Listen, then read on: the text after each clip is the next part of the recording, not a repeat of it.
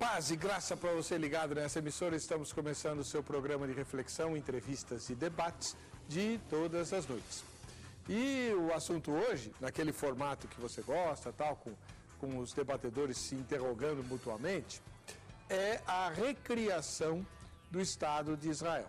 Nós sabemos que o povo de Deus nasceu lá com Abraão, né, em Gênesis capítulo 12 e tal, logo depois do episódio da Torre de Babel, quando começaram a surgir os diferentes grupos humanos, as nações, né, vamos chamar assim.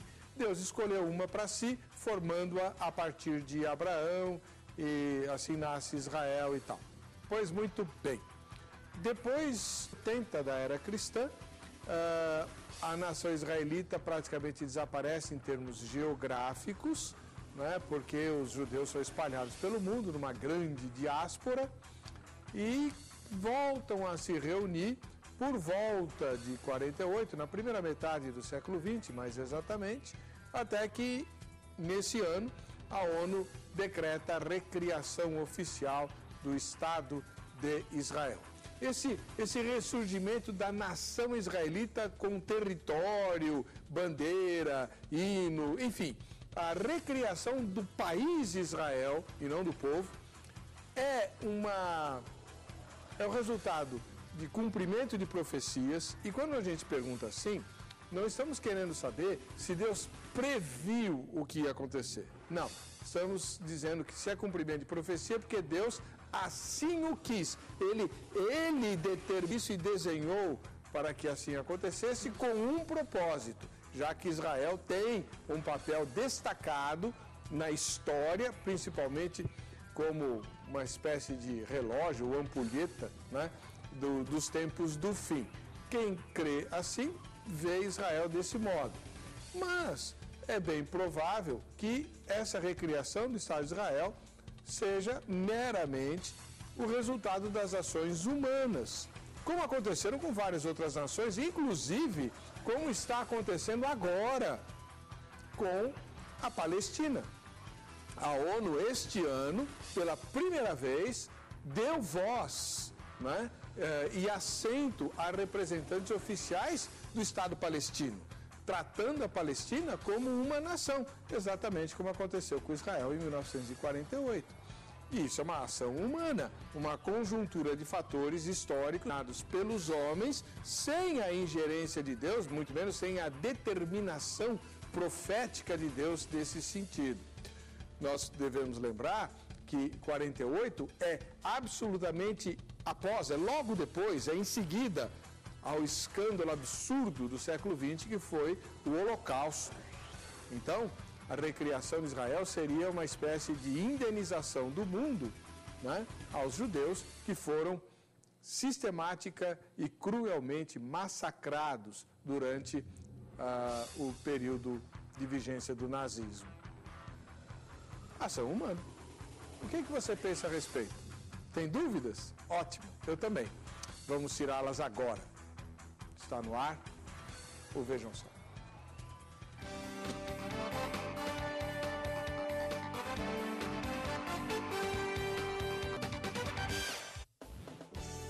Olá, com alegria estamos começando essa edição do programa Vejam Só, um oferecimento da Academia Teológica da Graça de Deus, a Agrade. E, olha, o tema de hoje tem presente especial, tá? Os nossos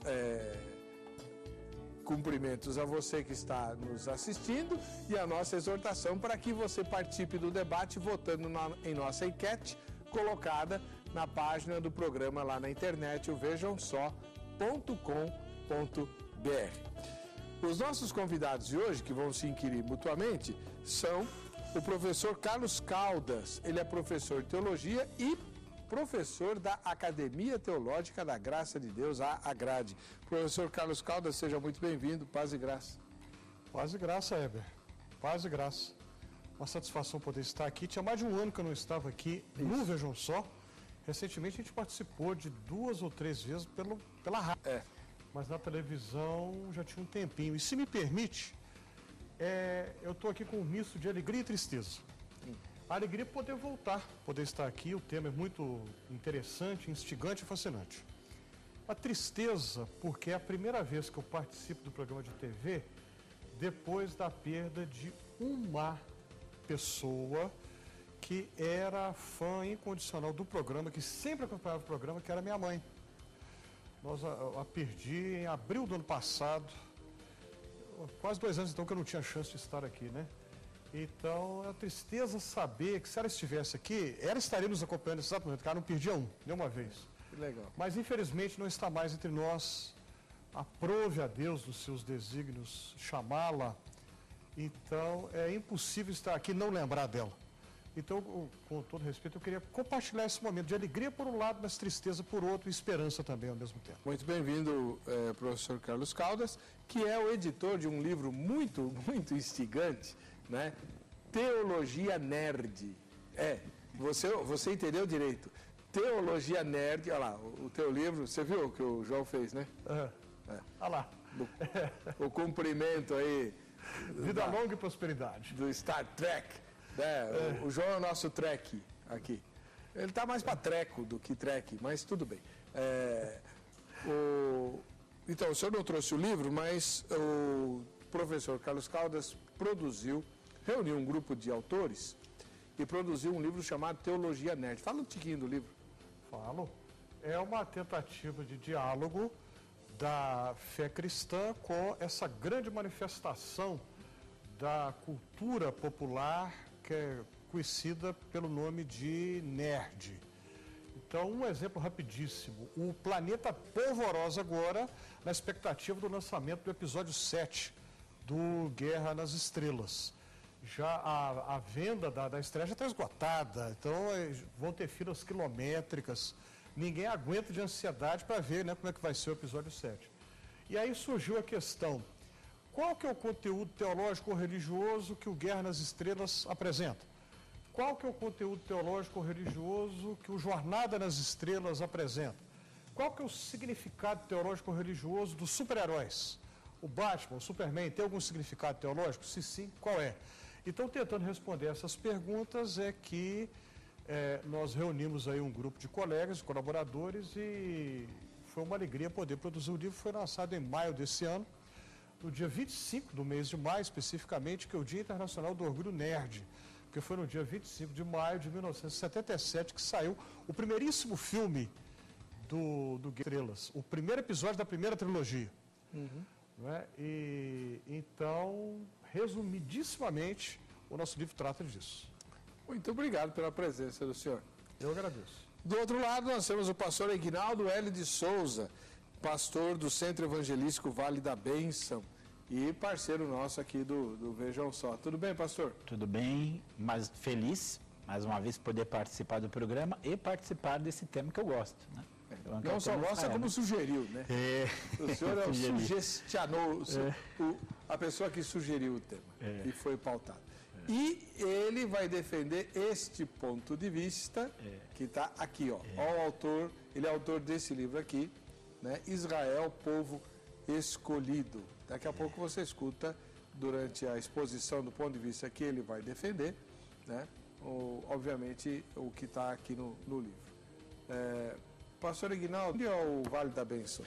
O Vale da Bênção fica em Araçariguama, que é uma cidade que pouca gente conhece, mas fica ali no quilômetro 50 da Castelo.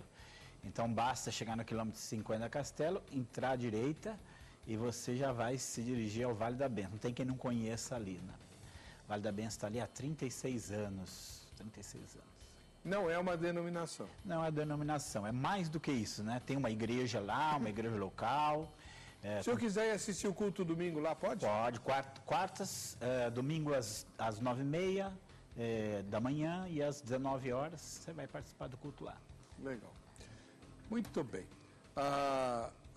O nosso pessoal está procurando aí na internet as imagens do Teologia Nerd, daqui a pouco a gente mostra para você também. Agora a gente vai ver a matéria que apresenta o tema. Vejam só. Em 14 de maio de 1948, às 8 horas da manhã, a bandeira do Reino Unido foi arreada pela última vez no porto de Haifa, na Palestina.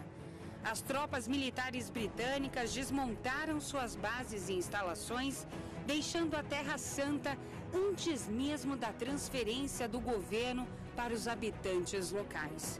Estava encerrado o mandato que havia durado 30 anos. Naquela mesma tarde, às 16 horas, David Ben-Gurion chegou ao Museu de Tel Aviv, juntando-se à cúpula executiva para ler a Declaração de Independência de Israel. Ao término da cerimônia, que pôde ser acompanhada pelo rádio, a população hebraica saiu às ruas em comemoração.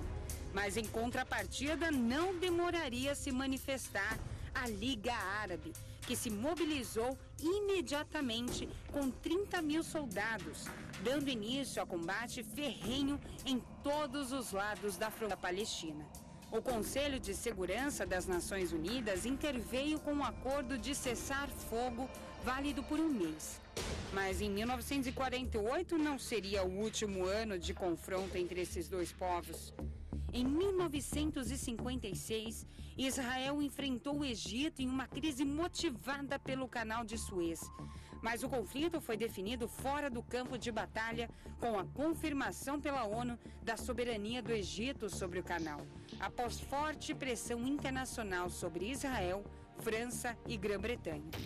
Em 1967 veio a batalha que mudaria definitivamente o cenário na região, a Guerra dos 6 Dias. Foi uma vitória esmagadora para Israel contra uma coalizão árabe. Israel e seus vizinhos voltaram a se enfrentar em 1973. A guerra colocou o Egito e a Síria e Israel numa tentativa dos árabes de recuperar os territórios ocupados em 67. Bom, a gente sabe pelos noticiários que correm o mundo inteiro que parece que essa guerra entre Israel e Palestina nunca terá fim. Percebemos que o fato de Israel ter sido reconhecido pela ONU não significou que as guerras, principalmente contra a Palestina, acabaram. E quando há um conflito em torno ou em Israel, muitos veem isso como um sinal do fim dos tempos. Mas você crê que o renascimento de Israel é um cumprimento de profecias ou uma mera ação humana? É isso que vamos discutir hoje no programa Vejam Só. Acompanhe. E você participa, como sempre, usando a nossa página na internet. O endereço está aí para você. Ó. vejamsó.com.br. Quem participar está concorrendo ao livro, né, do pastor pastor Eguinaldo, né? Pastor Eguinaldo Hélio de Souza. Qual é a câmera? Essa aqui? Né? O Israel, povo escolhido. Aí ele faz um autógrafo aqui para o sorteado. Pode ser? Pode ser. Então tá bom. Beleza. Por falar nisso, eu vou pedir ao professor Carlos Caldas que agora nos explique, porque a partir do próximo bloco ele vai interrogar o irmão Eguinaldo e ser interrogado por ele, né, na defesa de um ponto de vista. Qual vai ser o ponto de vista que o senhor vai defender? Perfeito. Antes de dizer qual é a minha perspectiva pessoal, eu quero dizer o seguinte. Independentemente da opinião que eu vou defender, que o pastor Eguinaldo vai defender também, nós temos entre nós muito mais pontos em comum do que em desacordo, ou seja, muito mais sintonia do que o contrário, muito mais convergência do que divergência. E a segunda coisa, nós não estamos aqui numa disputa para ver quem sabe mais, vou provar para ver que eu estou certo, você está errado. Não estamos aqui. Estamos aqui para apresentar perspectivas diferentes, para ajudar, esperamos, as pessoas que nos acompanham, e não estamos num concurso de ver quem sabe mais, eu vou destruir, eu vou mostrar que eu sou mais... Não estamos, a perspectiva nossa não é essa de modo algum. Ok, tendo dito isso, eu vou defender, o que eu pessoalmente acredito é que, apesar de Israel ser um país que ocupa um lugar muito especial no imaginário evangélico, peço licença para falar da minha história pessoal. Eu sou nascido em família evangélica, então desde que eu me entendo por gente, a gente ouve falar de Israel. Eu me lembro, menino, da minha mãe, que eu citei agora há pouco, me narrando a história do Oswaldo Aranha, em 1948, a Assembleia da ONU, e ela narrava aquilo com muito grande, como é que foi a Assembleia, a reunião da ONU que organizou o Estado de Israel. Eu me lembro disso nitidamente, como se tivesse acontecido hoje cedo de manhã. E quantos anos antes vão? Mais de 40 anos ela me contando essa história. eu me lembro, enfim, de todo esse lugar que Israel ocupa no coração dos evangélicos brasileiros. Entendo que tem algumas coisas aí que chegam a ser inexplicáveis, né? A reportagem mostrou no início, brevissimamente, as 4 guerras de árabes israelenses. Humanamente falando, não tem condição nenhuma de Israel ter vencido as 4 e venceu. Né? É uma coisa assim inexplicável. Como que Israel conseguiu derrotar 4 vezes? Na famosa batalha do Yom Kippur, então, essa que é talvez a mais inexplicável de todas, porque os árabes atacaram no dia do Yom Kippur porque sabia que ia pegar todo mundo de surpresa. E mesmo assim, Israel, as forças armadas israelenses conseguiram virar um jogo que parecia perdido. Então, é algo muito misterioso que Israel tenha conseguido derrotar os árabes nos 4 confrontos armados. O renascimento da língua hebraica é outra coisa quase que inexplicável, chamado milagre linguístico. Uma língua que estava literalmente morta e enterrada, volta a ser falada. Né? Isso é algo impressionante. Então, apesar de tudo isso, mesmo reconhecendo tudo isso, a minha perspectiva pessoal é que em 48, quando o Estado de Israel é reorganizado, nós não temos aí o cumprimento de uma profecia bíblica. Eu entendo que não.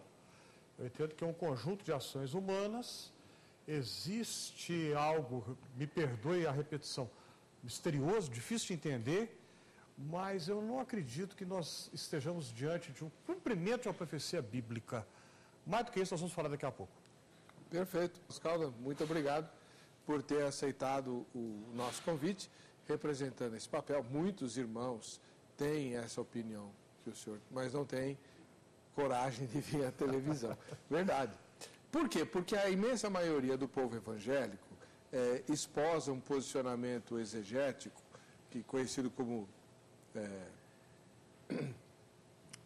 Uma hermenêutica literal, é isso?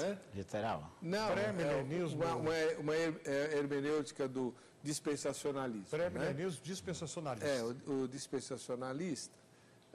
E tudo que foge a isso cheira muito a heresia, né? Então, mas a verdade não é essa. Então, por isso que o Vejam Só é importante. Eu vou nadar contra a correnteza aqui, porque eu sei que a maioria esmagadora de quem está acompanhando o programa agora não pensa como eu penso, pensa como o pastor Aguinaldo pensa.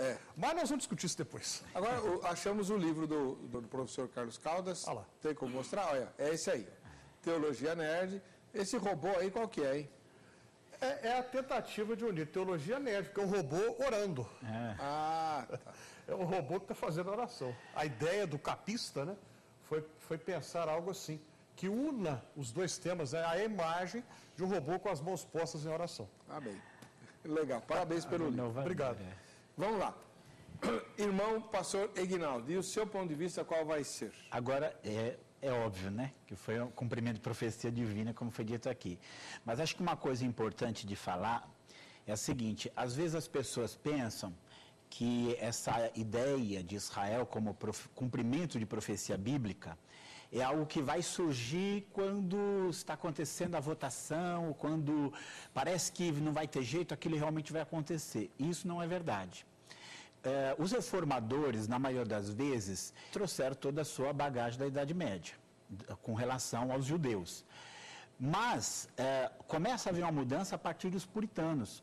Os puritanos, já no século XVI, XVII, eles já começam a entender que há um papel especial para Israel, né? Coisas assim, isoladas, defensores bem isolados. Tem, inclusive...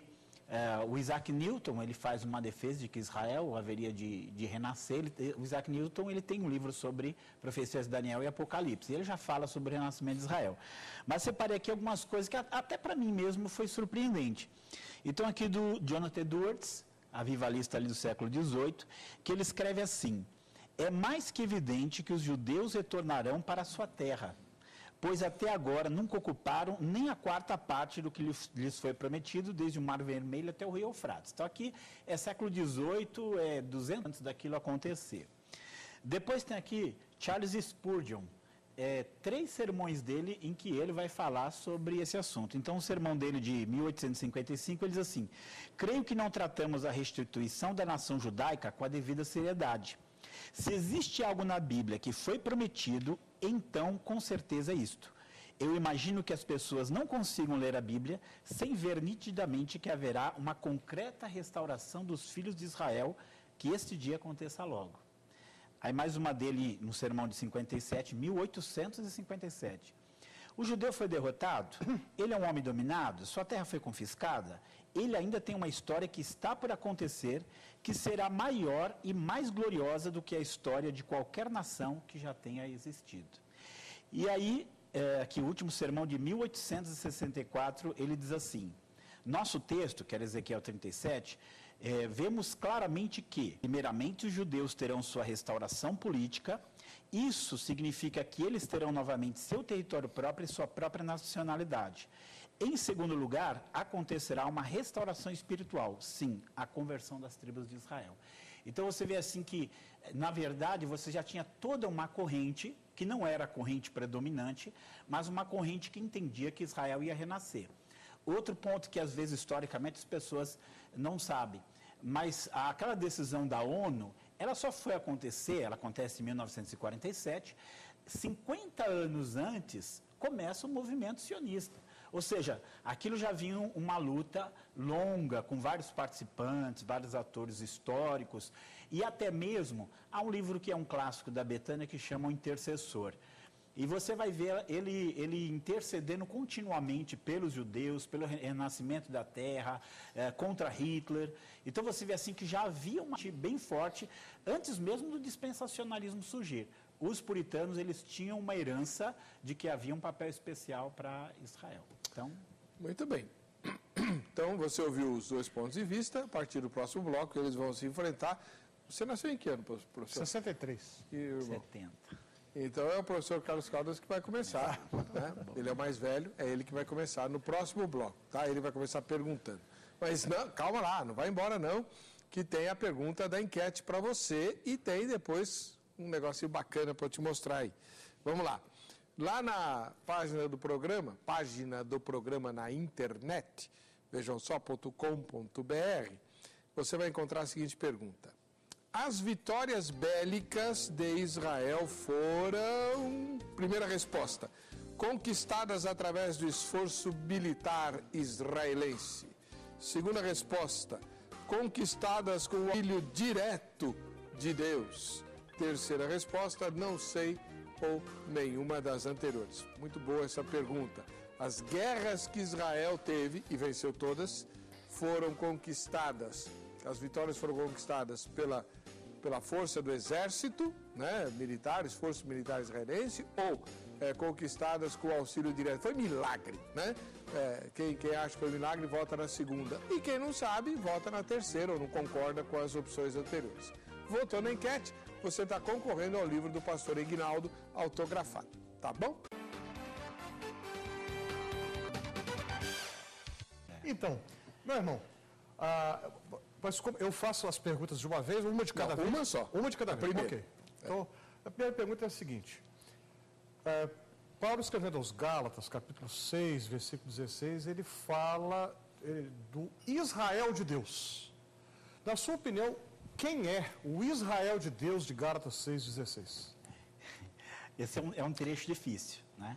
O senhor entendeu a pergunta? Entendi a pergunta. 3 minutos por É que normalmente é o correto, que as pessoas falam do Israel de Deus ali, e às vezes usam aquilo para dizer que Deus não tem mais nenhum plano com Israel, que já não há nenhum projeto para Israel.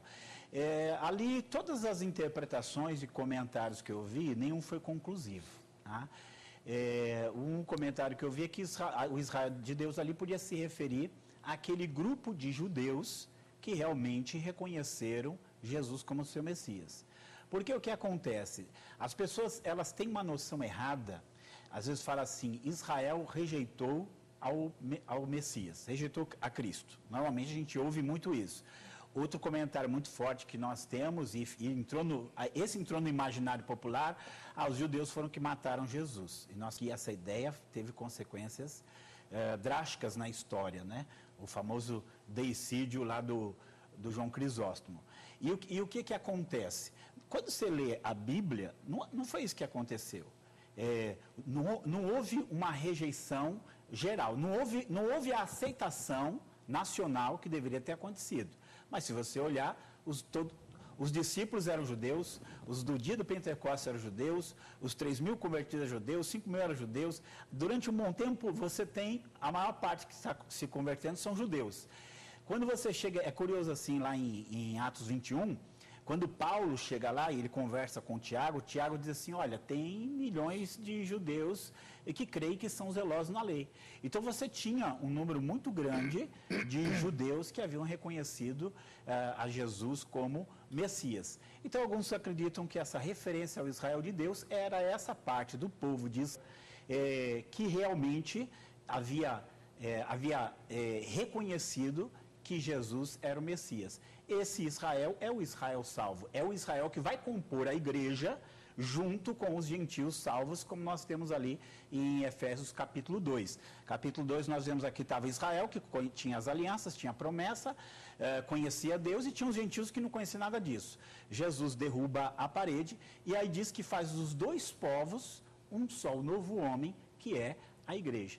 Então a referência ali, essa é uma possibilidade de interpretação, que o Israel de Deus ali seja essa parte da igreja composta por esses judeus, que não eram poucos, inclusive talvez no período todo do Novo Testamento eles fossem maioria, e que reconheceram Jesus como seu Messias. Respondido? Respondido.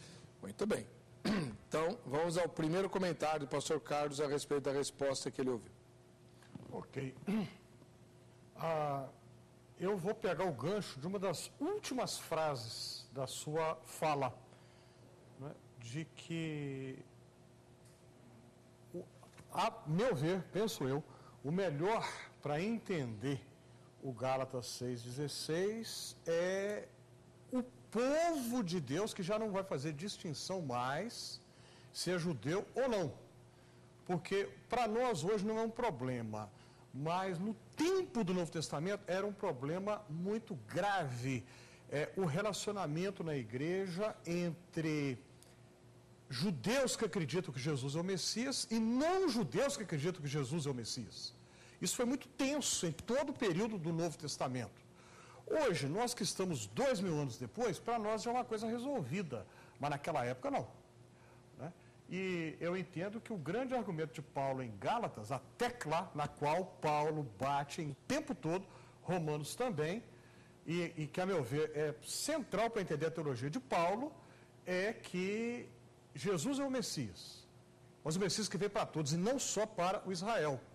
Ou seja, a compreensão que Paulo tem é que a partir de Jesus já não depende mais de sangue, não depende mais de DNA, já não é mais étnico. Portanto, na mesma epístola aos Gálatas, ele vai fazer referência a Gênesis, a promessa que a descendência de Abraão será numerosa como estrelas do céu, grãos de areia no mar, da praia, e que isso se cumpre em Jesus. Ou seja, o critério agora já não é mais étnico, é a fé em Jesus. Então, a partir daí, ninguém precisa ser um judeu étnico para ser seguidor de Jesus. O critério é a fé. Na Epístola aos Gálatas, Paulo também vai falar de que em Cristo já não há mais homem, mulher, judeu, grego, escravo, livre. Né? Cristo é tudo em todos. E eu gostei da sua lembrança de Efésios, Efésios 2. Paulo, quando escreve aos Romanos, ele está nervoso. Eu queria que Deus me cortasse se para isso os meus irmãos judeus forem salvos. Paulo está aflito, angustiado. Em Efésios ele está tranquilo. O muro da separação foi derrubado. Cristo dos dois fez um só. Então, essa lembrança de Efésios, a meu ver, é importante.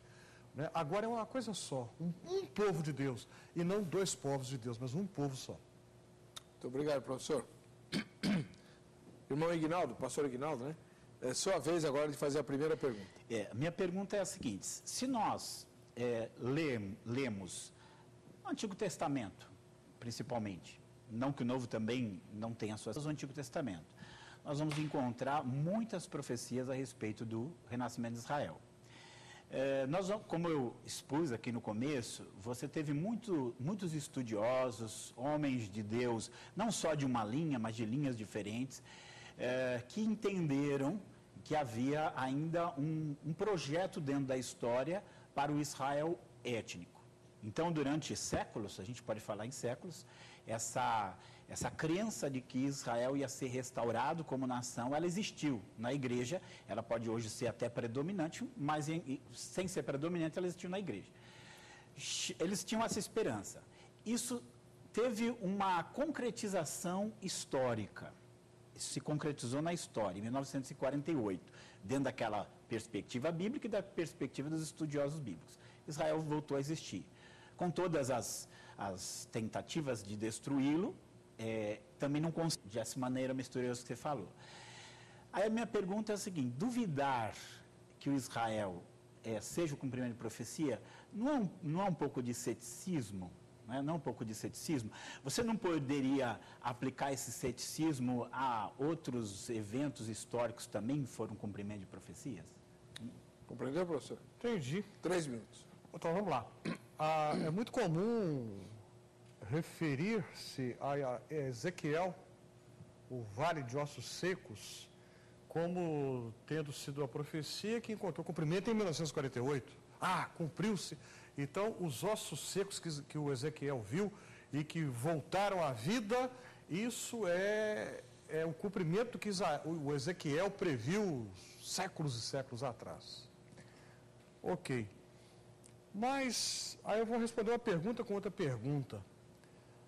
Não seria muito fácil pensar isso, que Ezequiel falou lá para cumprir 2000 e tantos anos depois dele? Será que não estaria eu forçando a barra defendendo isso?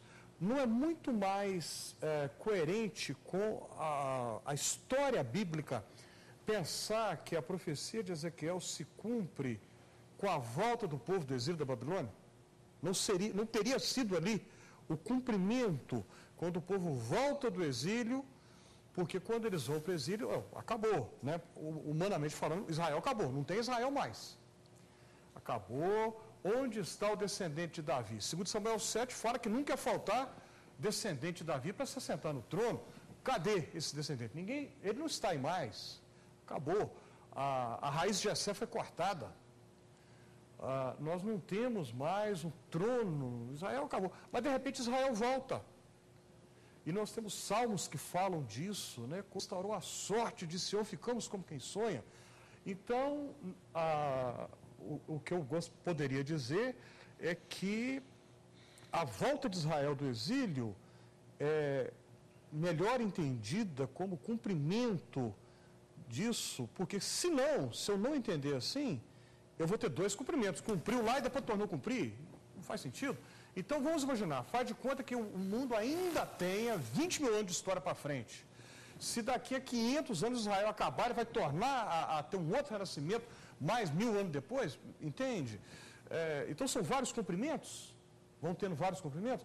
Por isso que eu entendo que eu não estou sendo cético quando eu digo que em 48 não foi cumprimento de profecia bíblica. Eu entendo que não há ceticismo aí, mas é simplesmente entender que quando Israel volta do exílio na Babilônia, ali sim se cumpriu. Seus comentários, pastor. Meu assim, ele fala uma coisa, eu vou dizer. Uma profecia pode se cumprir várias vezes? Pode. Tanto que lá na própria lei, né, em Levítico, você tem do espalhamento de Israel, da dispersão de Israel. E a dispersão de Israel, ela acontece em 722, pelos assírios, lá o Reino do Norte. Depois ela acontece de novo em 722, depois 685, agora pelos babilônios. E ela acontece de novo no ano 70, com a queda de Jerusalém. Então, na verdade, você tem outros cumprimentos.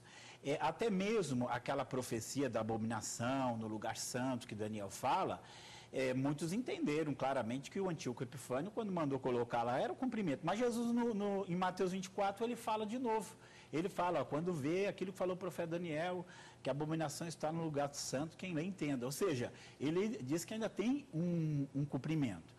O tempo de profecia, também, se nós pensarmos, uma das profecias que Jesus faz, em Mateus 24, é que todas as etnias da terra receberiam o evangelho e então viria o fim. E nós sabemos que isso está se cumprindo agora em nossos dias. Ele vai falar em perseguição, nós estamos vendo perseguição, claro que ao longo da história, mas nos nossos dias. Então, assim, o tempo de cumprir uma profecia, se é 2.000 anos, 3.000 anos, isso aí, para Deus, a gente sabe que não significa nada. Agora, outra coisa também, por exemplo, não é só o Ezequiel 37. Na verdade, você tem, ao longo do Antigo Testamento, várias profecias de espalhamento e de reajuntamento. Nós temos ali. E uma delas, que eu acho assim, sempre me chama a atenção, que é a de Amós 9, 14 e 15, onde ele fala assim, eu os plantarei na sua terra e não serão mais arrancados da terra que lhes dei, diz o Senhor. Então, assim, essa foi uma promessa. Ela não se cumpriu por aquela ocasião. Então, o cumprimento da profecia pode ser várias vezes, e essa também pode ser ela, e pode ser a definitiva, porque uma ia ser definitiva, ele ia ser plantado e iam mais arrancar dela. Até esse fato de vários povos guerrearem e tentarem tirar os judeus de lá, prometerem tirar os judeus de lá, quantos líderes se levantaram ali no Oriente Médio jurando e tentando e não conseguiram, seria um cumprimento desse propósito de Deus. Então, no meu ponto de vista, sim, pode sim, e isso tem acontecido. Só assim, chamando a atenção, talvez dê para, em alguma ocasião, também falar mais, às vezes é preocupante que, por exemplo, eu li um comentário sobre a queda de Jerusalém, escrita por um marxista. E ele explicou tudo em termos de conflito de classe, resolveu a questão. Só que eu conheço a Bíblia. Jesus falou o que ia acontecer com Jerusalém, tintim por tintim, e falou das profecias. Então, a gente tem que tomar cuidado para não ver como mera ação humana aquilo que é uma ação divina. Muito bem. Primeira rodada completada. Vamos para a segunda. Professor Carlos Caldas, sua pergunta. Segunda. Ok. Romanos, quando Paulo fala assim, todo Israel será salvo. Na sua opinião, o que Paulo está querendo dizer com isso? Isso.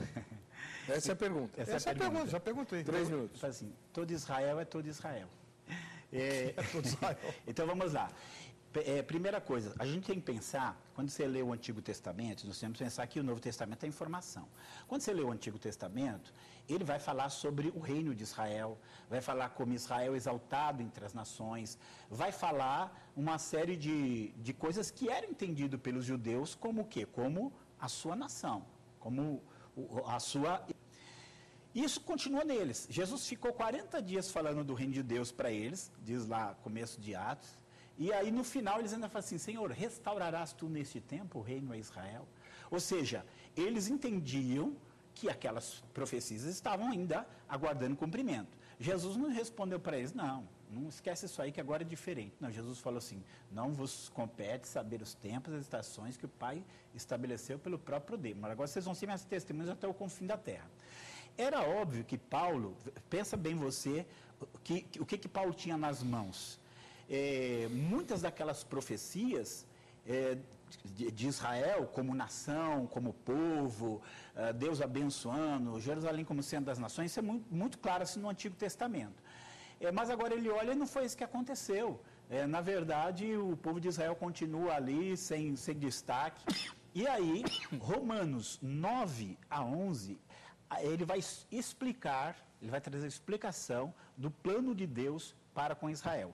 Agora, é muito importante, por exemplo, se a gente pegar capítulo 10, versículo 1, ele diz assim, a minha oração por Israel é para que se salvem. Bom, se ele está orando por Israel para que se salvem, é óbvio que ele não está falando de algum Israel espiritual, porque Israel espiritual presuma-se que é salvo. Então, ele está orando por Israel como nação. Então, ali a colocação dele é Israel como nação. Quando ele fala, eu quero ser cortado por causa dos meus compatriotas, ele está olhando o Israel que não reconheceu em Jesus o seu Messias. E aí, o que ele vai falar? O plano dele que ele fala, o Messias veio, os judeus se endureceram, mas o seu endurecimento trouxe a salvação para os gentios. E ele fala assim, os gentios vão colocá-los em ciúmes. E aí ele termina dizendo essa frase. Eis que vos digo um mistério para que não presumais de vós mesmos, que o endurecimento de Israel veio em parte, porque não foram todos, e ele diz que isso tem prazo. Esse endurecimento da nação, ele fala, tem um prazo, até que chegue a plenitude dos gentios. E então todo Israel será salvo, como está escrito, de Sião virá o libertador e removerá de Sião as suas iniquidades.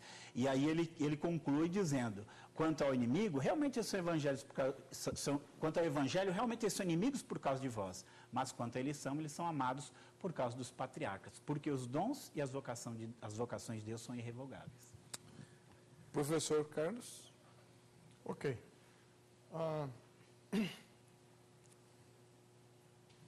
Eu vou voltar à questão de Gálatas, apesar de ter perguntado sobre Romanos. Porque me parece que Gálatas e Romanos, tematicamente, estão duas epístolas muito próximas, estão tratando de um próximo, que é exatamente essa questão da inclusão na igreja, quem faz parte da igreja. E parece que, para usar a mesma metáfora que eu usei antes, a tecla na qual Paulo bate é que todos sem exceção, independentemente de ser judeu ou não, independentemente de ser etnicamente da linhagem de Abraão ou não. Então, o grande critério que Paulo vai utilizar é a fé em Jesus. Veja, Romanos 4, ele vai lembrar Abraão. E ao lembrar Abraão, ele diz que Abraão é o pai dos que creem. Não é mais apenas o pai do Israel genético. Não tem nada a ver, repito, com o DNA. Mas tem a ver, você crê em Jesus? Sim ou não? Então, a gente vê isso até mesmo... Quer ver? Nós estamos aproximando da época do Natal. Uma das passagens talvez mais belas das narrativas, as chamadas narrativas da infância que o Novo Testamento apresenta, é quando os magos do Oriente vão visitar Jesus. Até hoje ninguém sabe o que significa a palavra Oriente, é uma palavra muito genérica, né? Muito genérica. Você citou o João Crisóstomo há pouco aí, agora é minha vez de citar o Crisóstomo. A tradição ocidental fala que eram 3, porque eram 3 presentes. Crisóstomo dizia que eram 12 magos do Oriente, porque o raciocínio dele era o seguinte, 12 tribos de Israel, então 12 povos do Oriente, Deus veio para... Então vieram 12... Bom, isso não vem ao caso, se eram 3, se eram 12, porque o texto grego não diz quantos são. Mas o texto lá deixa muito claro, né? Os sábios, os escribas de Israel rejeitam. Os do Oriente, pagãos, não descendentes de Abraão, que não conheciam as profecias, aceitam. Então, não é isso uma figura que o Israel de Deus seria formado por todos os povos, sem exceção, sem distinção, sem um lugar especial para o Israel étnico? Uma questão para a gente pensar. Muito bem. Antes de ir para o intervalo, deixa eu fazer uma propagandazinha minha, né? Você sabe que eu tenho um blog, é particular, tá? Ali no blog eu desenvolvo alguns pensamentos meus, né? Tem algumas mensagens em áudio, sermões, tem vídeos curtos de 4 minutos, tem artigos escritos e tem um espaço para você fazer a sua publicidade também, tá bom? Então, visita lá se você não visitou, webercocarelli.blogspot.com.br. Tem que ter o BR no fim porque eu sou nacionalista, tá? webercocarelli.blogspot.com.br. A gente está indo para o intervalo, voltamos já com o último bloco do Vejam Só.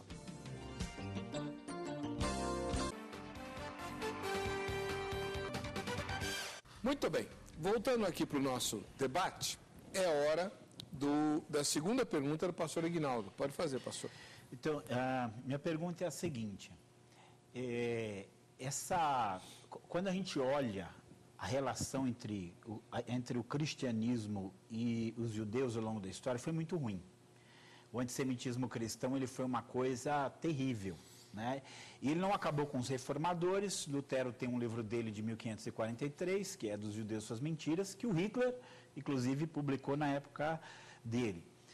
Paulo ele fala ali em Romanos, ele fala para que os gentios não se ensoberbecessem contra os judeus pelo fato de serem endurecidos, porque assim como eles foram cortados, se os gentios não permanecessem na fé, também podia ser cortado. E assim como eles foram enxertados, Deus era poderoso para tornar a reenxertar os judeus. Diz que eles eram amados por causa dos patriarcas. Mas a igreja, ao longo do tempo, ela tomou essa atitude. O Crisóstomo foi lá, cunhou o termo deicida, e nós temos coisas terríveis. Na cruzada tinha um ditado: mate um judeu e salve sua alma, né? No Dom Quixote, o Sancho Panza tem uma hora que ele fala assim: eu sou um cristão verdadeiro, eu adoro Maria e eu odeio os judeus, então eu sou um cristão verdadeiro. Quer dizer, era uma coisa da mentalidade. E a pergunta é, essa visão teológica em que Deus não tem mais nenhum papel com Israel, que a única coisa que Israel fez foi rejeitar o Messias e agora Deus não tem nenhum propósito específico para ele, não contribui para esse antissemitismo? Pergunta boa, muito boa. Ao dizer que eu entendo que o povo de Deus é formado por todos aqueles que creem em Jesus, é a visão de João lá no Apocalipse, grande multidão que ninguém podia contar, de toda língua, tribo, povo, raça, nação, ou seja, o mais amplo e amplo possível, mais abrangente possível. Ao dizer isso, não pretendo de modo algum defender uma perspectiva de antissemitismo.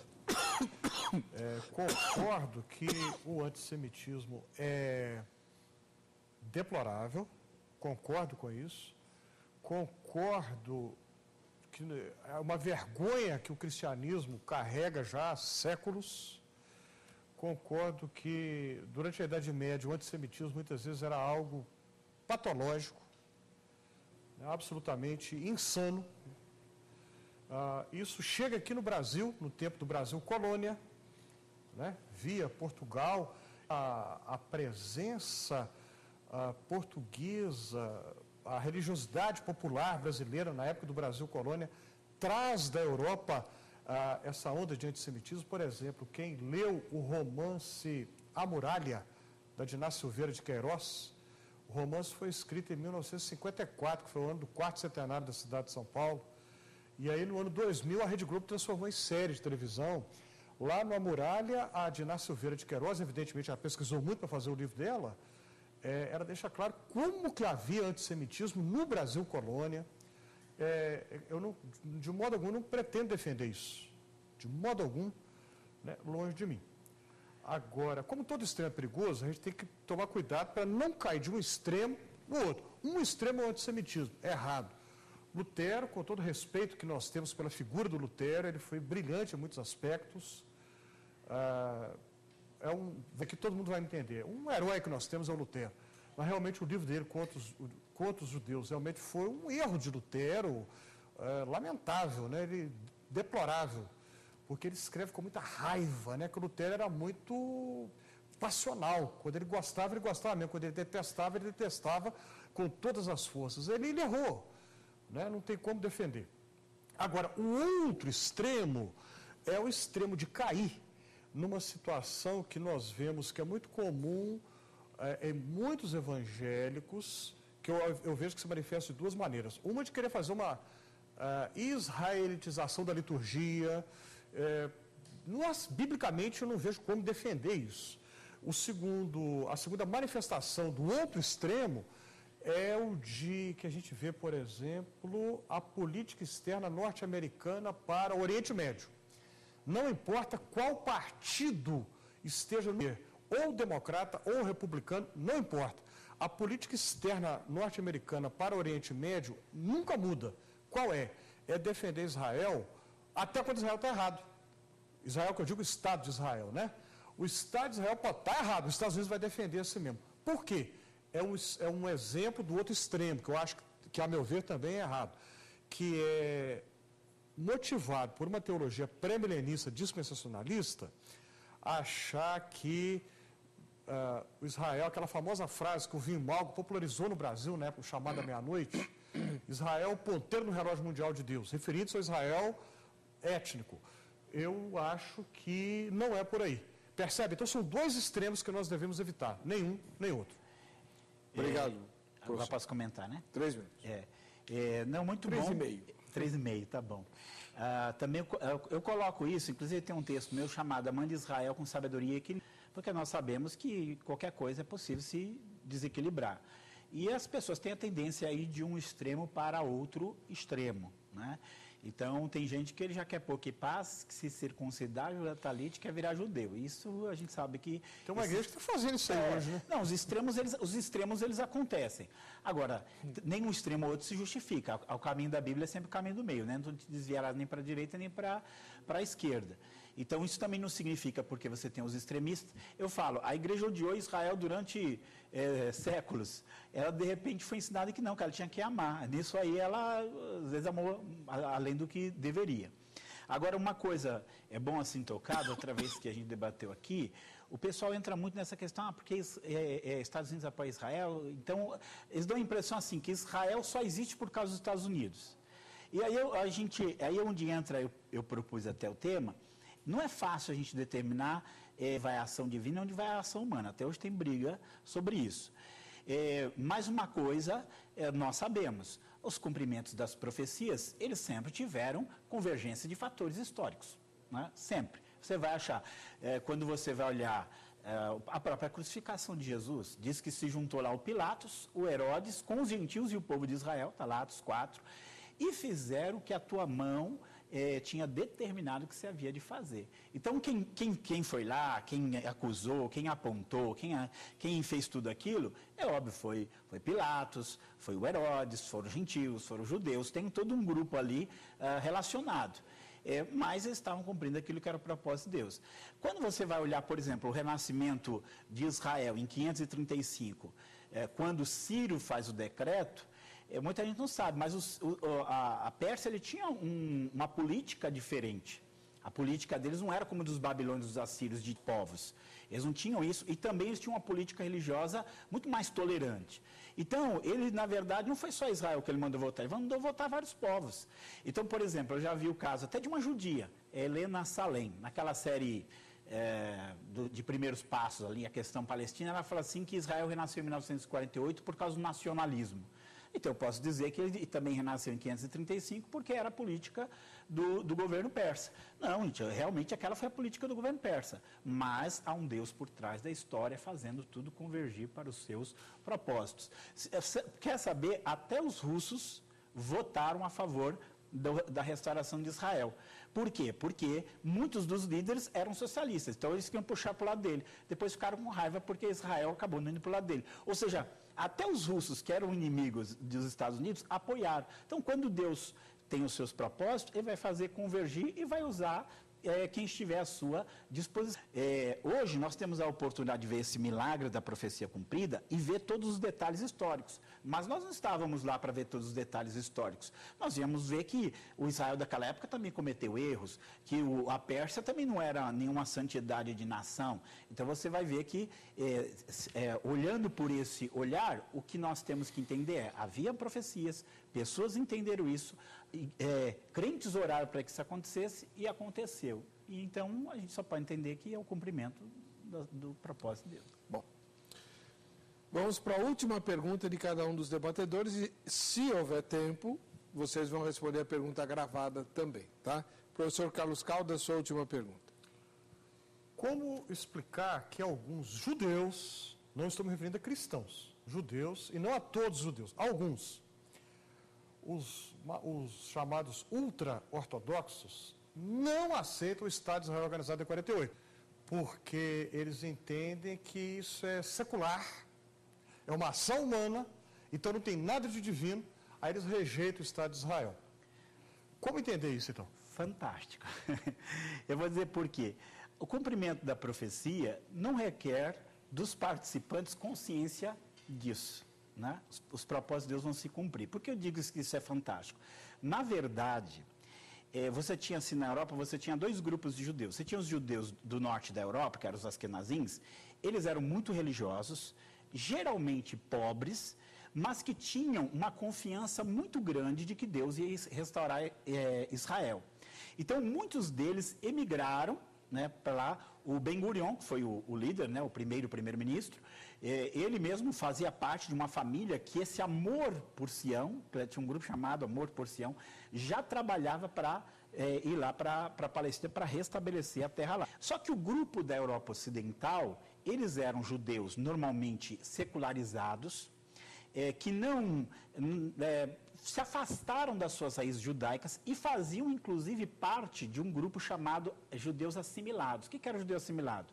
Era aquele judeu que dizia assim, eu não quero ser judeu, eu quero ser um francês, eu quero ser um austríaco, eu quero ser um português, um espanhol. Esse era o grupo. Então, enquanto aquele lado estava querendo a restauração, esse lado aqui queria sombra e água fresca. Mas foi justamente esse grupo dos assimilados que liderou a criação do Estado. Por quê? Começa com um judeu que vai ser condenado, que é o capitão Dreyfus, o Dreyfus. O Theodor Herzl vai cobrir lá o evento, né, da desonra pública dele, e até tem um livro muito interessante chamado Ó Jerusalém, que vai contar toda essa nação. Ele fala assim que naquele momento o jornalista vira um profeta. Então o Herzl, que até ali era assimilado, ele começa o movimento sionista. E olha, não era só os judeus ultra-ortodoxos. A maioria dos judeus não queria dar ouvido a ele. Ele foi falar com os barões que tinham dinheiro para financiar. Não, esquece isso aí. A maioria dos judeus esquece isso aí. Sabe quem vai dar apoio para ele, que é impressionante? Ele fica impressionado. O Chaim Weizmann tem um livro chamado Israel do Sonho à Realidade. E ele foi o primeiro presidente, né, que era presidente e primeiro-ministro. Ele foi o primeiro presidente e foi líder sionista. Ele ficou espantado porque os líderes da Grã-Bretanha eram a favor da criação do Estado de Israel. Ele conta assim, né, naquela visão dele lá de judeu, ele fala assim, aqueles homens eram religiosos e eles tinham uma confiança de que Israel tinha um papel especial e que o retorno deles fazia parte do propósito de Deus. Então, eles tinham uma herança ali, então eles acreditavam que aquilo realmente ia acontecer. Então, ele fala assim, que enquanto ele tinha judeus que não eram a favor, ele tinha não-judeus que eram a favor. Então, você tinha incredulidade de tudo quanto é lado e você tinha confiança de tudo quanto é lado. Independente dos que creram e dos que não creram, a palavra se cumpriu. Professor Carlos Caldas, seus comentários. Ok. Bom, não resta dúvida que, conforme foi dito no início, o tema é realmente instigante. Né? Mas eu vou fazer um comentário mesclado com uma pergunta ao mesmo tempo. Não sei se vai ter tempo para responder ou não, senão a pergunta vai ser pelo menos lançada. É porque aí seria a tréplica, né? E aí não dá. Tá certo. Vai lá. Ok, vamos lá. Apesar realmente do elemento que eu peço permissão para me repetir, para me citar outra vez, do elemento misterioso que foi a ressurreição da língua hebraica do Herzl, que você citou, né? O elemento misterioso que foi, apesar de uma carga cultural de séculos de antissemitismo muito grande, né, o judeu muito mal visto, né, então a coisa toda a Europa é isso. Apesar de tudo isso, eles conseguem que as Nações Unidas aprovem a criação do Estado de Israel. Então, isso realmente é difícil de entender como que eles conseguiram isso.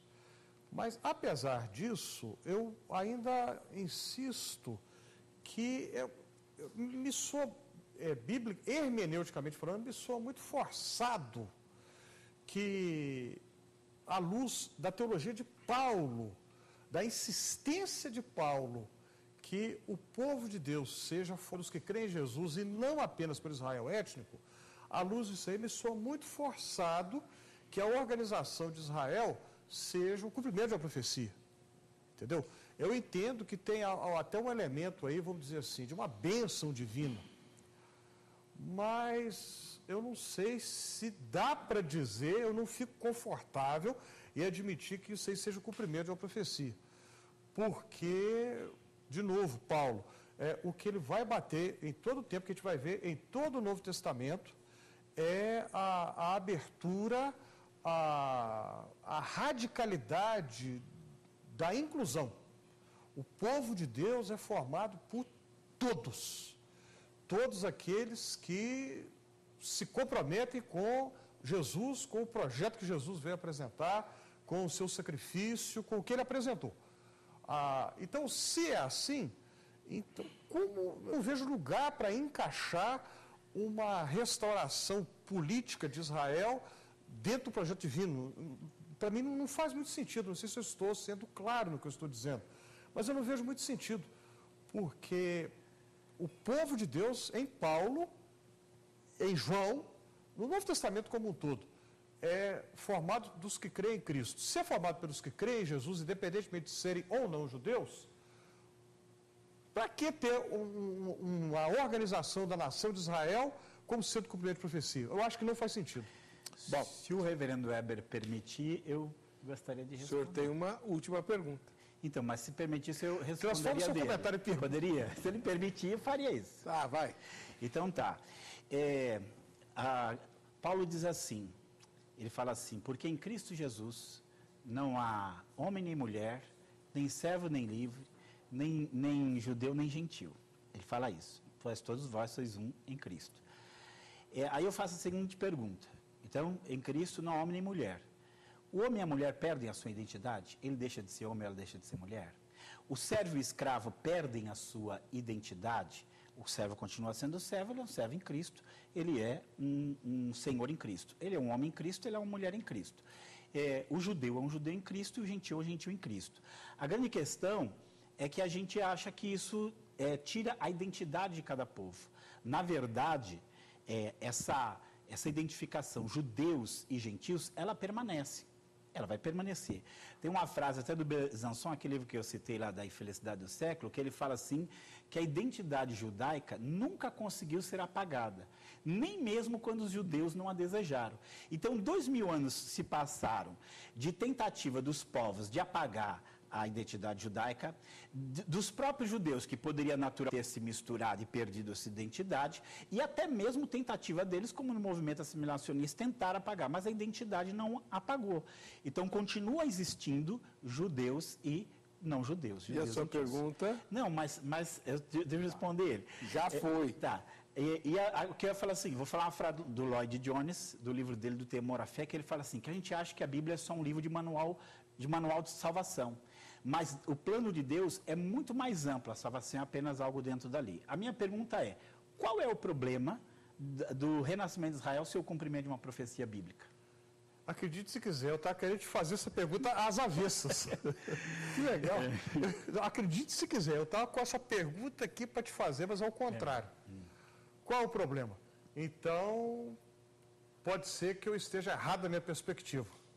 Se eu estiver errado na minha perspectiva, eu vou aceitar que eu estou errado. Eu não me arrogo aqui a ser verdade. Eu vou te perguntar exatamente isso. E se você concluísse que a sua perspectiva está errada? Era a pergunta que eu estava pensando em te fazer aqui. Bom, agora eu fiz para você. Qual o problema se o renascimento de Israel é o cumprimento das profecias bíblicas? Não, nenhum. Nenhum. Problema? Nenhum. É o que eu disse. E se eu concluir que a minha perspectiva está errada? Aí tudo bem, eu vou admitir que eu estou errado. Não me arroga aqui a ser o dono da verdade, de modo algum. Porque toda teologia é uma construção humana. A sua teologia é uma construção humana, a minha também. Então o grande problema é que muitas vezes nós confundimos as coisas, nós que eu digo no sentido mais genérico possível. Nós confundimos as coisas e a Bíblia é infalível. Tudo bem, a Bíblia é infalível, mas quem lê a Bíblia não. Quem lê a Bíblia é falível. Percebe? A Bíblia é inerrante. Tudo bem, mas quem lê a Bíblia erra. Quem lê a Bíblia é errante. Né? Então, as nossas teologias são coisas humanas passíveis de erro. Pode ser que a minha esteja errada, que a sua também. Mas aí vamos lembrar do que Paulo fala em 1 Coríntios 13. Vai chegar o dia em que a fé não será mais necessária, a esperança não será mais necessária, mas o amor vai continuar. Então, se descobrirmos que as nossas teologias estão erradas, acima das nossas teologias deve ficar o amor, porque ele vai sobreviver. Muito bem. Obrigado, professor. Seus comentários. Sem tréplica, por favor. Tá bom. Não, só o comentário é que, assim, o cumprimento das profecias elas são um elemento chave para essa afirmação da inspiração divina, né?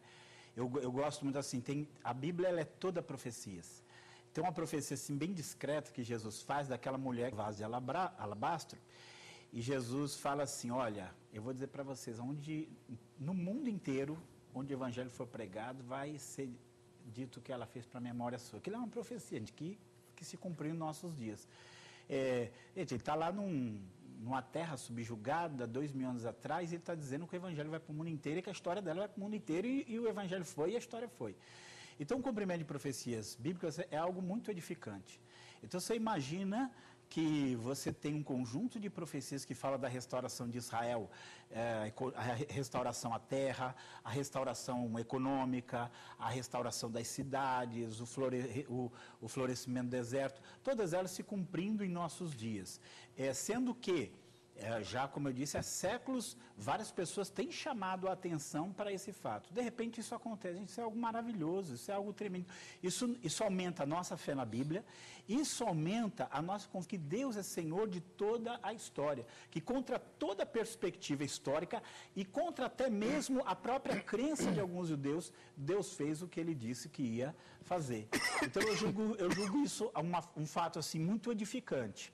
Eu vou assim, já que você ia fazer a pergunta para mim, a pergunta assim, essa questão, você olha ali, você vê a obra maravilhosa de Deus como Senhor da história, fiel no cumprimento dos seus propósitos, para um povo que não é tão fiel assim, e mesmo assim Ele cumpre. E outra coisa que acho que a gente precisa chamar a atenção, é que nunca houve na história um número de judeus reconhecendo Jesus como Messias tão alto quanto agora. Você tem judeus no mundo inteiro se achegando a Jesus, reconhecendo nele o seu Messias. E muitos entendem isso como um prenúncio daquela restauração espiritual do todo Israel que será salvo ali de 11. Então, acho que tem tudo de positivo. Eles erram, eles fazem atos errados, os apoiadores erram também, e a igreja também ela erra no seu exagero, é óbvio, e como deve ter acontecido em vários momentos da história. Agora, que nós temos muita base muito forte para afirmar que o renascimento de Israel é o cumprimento de profecia bíblica, isso nós temos. Muito bem. Pode falar. Bom, pena que o nosso tempo é muito escasso, porque a teologia do Novo Testamento repetidamente vai mostrar que profecias, tudo relacionado a Israel, vai se cumprir na pessoa de Jesus. A questão das profecias múltiplas, né? Aí tem aquilo que na história da hermenêutica é chamado de sensus plenior, né? O sentido pleno. Teve um cumprimento parcial, mas depois Jesus, ele é o cumprimento pleno e definitivo daquilo, não a nação de Israel. Então o Novo Testamento vai mostrar quantas e quantas vezes, onde o Israel histórico fracassou, Jesus foi bem sucedido. Né? Aí de novo, Paulo é o que vai ser o nosso grande expositor disso. Né? Então, por essas e outras é que eu não vejo muito sentido, eu acho que não encaixa no Novo Testamento, pensar que a organização política do Estado de Israel 48 seria o primeiro profecia. Pense que a Bíblia não é só Novo Testamento, é Antigo e Novo Testamento. Só que o tempo a Bíblia acabou. Não é só Antigo, é Novo. O tempo acabou. Vocês querem continuar discutindo? Podem continuar. Se você quiser continuar o debate com eles, também pode, só que é pela internet. Use a nossa página lá, no vejamsó.com.br, tem uma aba, um campo chamado Convidados. Você clica ali e você tem o contato do pastor Aguinaldo L. de Souza, do Centro Evangelístico Vale da Bênção, e também do professor Carlos, professor de teologia, inclusive professor da Academia Teológica da Graça de Deus, a Agrade, a nossa patrocinadora. Tá bom? Muito obrigado aos dois. Obrigado, Hélio. Vamos ver. Prazer, pastor. Prazer conhecê-lo. O prazer foi meu. E sucesso no seu trabalho lá no Vale da Bênção, que é uma obra belíssima. Para você também. Vamos ver quem vai levar o livro do pastor Aguinaldo, Rosane, de Guaíba, lá no Rio Grande do Sul. Tá bom? Pode fazer a dedicatória aí para Rosane. Rosane. Tá? Vamos nada. Nós vamos embora agora e a gente se vê no próximo Vejam Só. Tchau.